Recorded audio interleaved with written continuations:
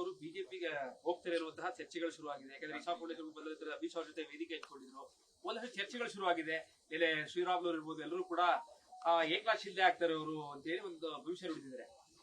D K Shivakumar ಅವರು ಕಾಂಗ್ರೆಸ್ ಪಕ್ಷದ ಅಧ್ಯಕ್ಷರು. ನಾನು ಒಂದೇ ಒಂದು ದಿವಸ ಅವ್ರ ಜೊತೆ ಮಾತಾಡಿರೋದು.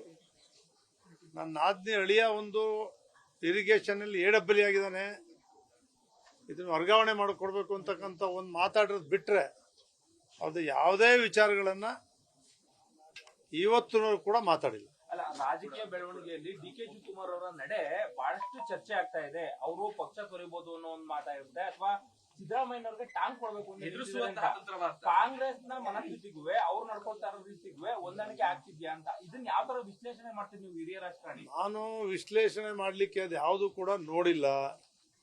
ಅದಕ್ಕೆ ಡಿ ಕೆ ಶಿವಕುಮಾರ್ ಅವರೇ ಆ ಪ್ರತಿಕ್ರಿಯೆ ಕೊಡ್ತಕ್ಕಂಥ ಕೆಲಸನೂ ಕೂಡ ಮಾಡಿದ್ದಾರೆ. ಹಂಗಾಗಿ ಇದು ಅನಾಲಿಸಿಸ್ ಮಾಡ್ತಕ್ಕಂಥ ಕೆಲಸ ಮಾಡಿಲ್ಲ, ಯೋಚನೆನೂ ಮಾಡಿಲ್ಲ. ಸೀಟ್ ಚರ್ಚೆ ನಡೀತಾ ಇದೆ, ಕುರ್ಚಿ ಚರ್ಚೆ ನಡೀತಾ ಇದೆ, ತುಂಬಾ ನಡೀತಿದಾಗ ಅವ್ರು ಹೇಳ್ತಾರೆ ನನಗ್ ನಾನೇ ಹೀರೋ, ನಾನೇನ್ ಯಾರನ್ನು ಕೇಳ್ಬೇಕಾಗಿಲ್ಲ ಅನ್ನೋ ಒಂದು ಮಾತನ್ನು ಕೂಡ ಹೇಳ್ತಾರೆ. ಅಲ್ಲಿ ತುಂಬಾ ಚರ್ಚೆ ನಡೀತಾ ಇರ್ಬೇಕಾದ್ರೆ ಡಿ ಕೆ ಶಿವಕುಮಾರ್ ಅವರ ಈ ಹಿಂದುತ್ವದ ನಡೆ ಏನಿದೆ ಅದು ಕಾಂಗ್ರೆಸ್ ಹೋಗುತ್ತಾ ಅಂತ. ಈಗ ಕಾಂಗ್ರೆಸ್ ಪಕ್ಷ ಕರ್ನಾಟಕದಲ್ಲಿ ಭಾರಿ ಗಟ್ಟಿಯಾಗಿದೆ. 138 ಜನ ಶಾಸಕರು ಇದ್ದಾರೆ. ಸಿದ್ದರಾಮಯ್ಯನವರು ಮುಖ್ಯಮಂತ್ರಿ ಇದ್ದಾರೆ, ಡಿ ಕೆ ಶಿವಕುಮಾರ್ ಅವರು ಉಪಮುಖ್ಯಮಂತ್ರಿ ಆಗೂ ಇದ್ದಾರೆ, ಅಧ್ಯಕ್ಷರು ಇದ್ದಾರೆ. ಹಂಗಿರುವಾಗ ಅವ್ರೇನು ಮಾಡ್ತಾ ಇದ್ದಾರೆ, ಏನ್ ಹೆಜ್ಜೆ ತಗೊಳ್ತಾರೆ, ಅದು ಯಾವುದು ಕೂಡ ನನ್ನ ಗಮನಕ್ಕಿಲ್ಲ, ನಾನು ಆಲೋಚನೆ ಕೂಡ ಮಾಡಿಲ್ಲ. ನೀವು ಹೇಳಿದ್ರಿ ಮುಂದೊಂದು ದಿನ ಮುಖ್ಯಮಂತ್ರಿ ಆಗೇ ಆಗ್ತಾರೆ ಅಂತ ಹೇಳಿ. ಸೊ ಈ ನಿಟ್ಟಿನಲ್ಲಿ ಈ ರೀತಿಯಾದ ನಾನು ಏನ್ ಹೇಳಿದೆ ಅವತ್ತೇ, ಬಹಳ ಜನ ನಾವು ಮುಖ್ಯಮಂತ್ರಿ ಆಗ್ಬೇಕು ಅಂತಕ್ಕಂಥ ಆಸೆಗಳನ್ನ ಇಟ್ಕೊಂಡಿರ್ತಕ್ಕಂಥದ್ದು ಯಾರಿಗೂ ಕೂಡ ತಪ್ಪಲ್ಲ. ನಾನು ಅವತ್ತೇ ಹೇಳಿದೆ, ಸಿದ್ದರಾಮಯ್ಯನವರು 2004ರಲ್ಲಿ ಒಂದು ಬಾರಿ, ಇನ್ನೊಂದು ದೇವೇಗೌಡರು ಪ್ರಧಾನಮಂತ್ರಿ ಆದಾಗ 96ರಲ್ಲಿ ಮುಖ್ಯಮಂತ್ರಿ ಆಗ್ತಾರೆ ಅಂತೇಳಿ, 96ರಲ್ಲಿ ಆಗ್ತಾರೆ ಅಂತೇಳಿ MLA ಸೈನ್ ಹಾಕೊಟ್ಟಿದ್ರು. ಆವತ್ತಾಗಲಿಲ್ಲ. 2004ರಲ್ಲಿ ಆಯ್ತಾರೆ ಅಂದ್ರು. ಅವರೇ ಮುಖ್ಯಮಂತ್ರಿ ಅಂತ ಚುನಾವಣಾ ಪ್ರಚಾರದಲ್ಲಿ ನಾವೆಲ್ಲರೂ ಕೂಡ ಪ್ರಚಾರ ಮಾಡಿದ್ವಿ. ಸಿದ್ದರಾಮಯ್ಯನವರೇ ಮುಖ್ಯಮಂತ್ರಿ ಅಂತೇಳಿ. ಧರಮ್ ಸಿಂಗ್ ಆದ್ರು, ಇವರು ಉಪಮುಖ್ಯಮಂತ್ರಿ ಆದ್ರು. ಹಾಗೆ ಈಗ ಸಿದ್ದರಾಮಯ್ಯನವರು ಮುಖ್ಯಮಂತ್ರಿ ಆಗಿದ್ದಾರೆ, ಡಿ ಕೆ ಶಿವಕುಮಾರ್ ಅವರು ಉಪಮುಖ್ಯಮಂತ್ರಿ ಆಗಿದ್ದಾರೆ.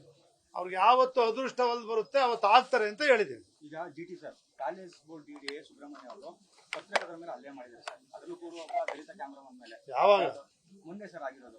ಒಂದು ನ್ಯೂಸ್ ವಿಚಾರವಾಗಿ ರಿಯಾಕ್ಷನ್ ಕೇಳಕ್ ಹೋಗಿದ್ದಾಗ ಅವ್ರ ಕಡೆ ಹಲ್ಲೆ ಮಾಡಿದ್ದಾರೆ ಸರ್. ಹಲ್ಲೆ ಮಾಡಿದ್ದಾರೆ, FIR ಕೂಡ ಆಗಿದೆ ಸರ್. ಈ ವಿಚಾರವಾಗಿ ನಾನು ನೋಡಿಲ್ಲ.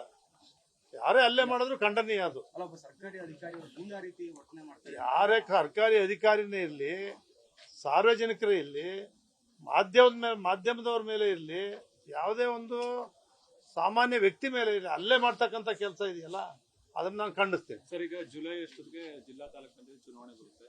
ನಿಮ್ಮ ನಿಲುವು ಏನಾಗಿರುತ್ತೆ? ನನ್ನ ನಿಲುವು ಏನು? ಪಕ್ಷದ ಕಾರ್ಯಕ್ರಮದಲ್ಲಿ ಭಾಗಿಯಾಗಿಗಳ ಪರವಾಗಿ ಅವಾಗ ಏನ್ ಮಾಡ್ತೀವಿ? ನಿಮ್ಗೆ ಆವಾಗಲೇ ಹೇಳಿದೆ, ನಿಮಗೂ ಅನುಭವ ಇದೆ. ಮೈಸೂರು ನಗರದಲ್ಲಿ ಚಾಮರಾಜ ಕ್ಷೇತ್ರ, ಕೃಷ್ಣರಾಜ ಕ್ಷೇತ್ರ, ನರಸಿಂಹರಾಜ ಕ್ಷೇತ್ರ 3 ಸಿಟಿ ಒಳಗಡೆ ಇದಾವೆ. ಅಲ್ಲೂ 5 ವಾರ್ಡ್ ಸೇರಿದೆ. ನನಗೆ ಸುತ್ತಾಗಿ ಬಂದಿರ್ತಕ್ಕಂಥ 700-800 ಬಡಾವಣೆಗಳೆಲ್ಲ ಚಾಮುಂಡೇಶ್ವರಿ ಬರ್ತವೆ.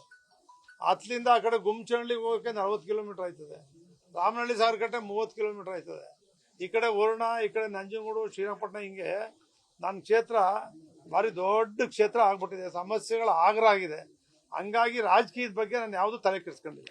ಪಕ್ಷದ ಪರವಾಗಿ ನೀವು ಇದು ಮಾಡ್ತೀರಾ? ನಾನು ನೆಮ್ಮದಿಯಾಗಿ ಅಭಿವೃದ್ಧಿ ಮಾಡ್ತಕ್ಕಂಥದ್ದು ಒಂದೇ ಗುರಿ, ಬೇರೆ ಯಾವುದು ಇಲ್ಲ, ಯಾವ ವಿಚಾರನೂ ಇಲ್ಲ. ನಿಮ್ಗೆ ಗೊತ್ತಿಲ್ಲ. ಚುನಾವಣೆಯಲ್ಲಿ ಪಕ್ಷದ ಪರವಾಗಿ ಪ್ರಚಾರ, ಚುನಾವಣೆ ಬಂದಾಗ ನೋಡೋಣ. ನಮಸ್ಕಾರ.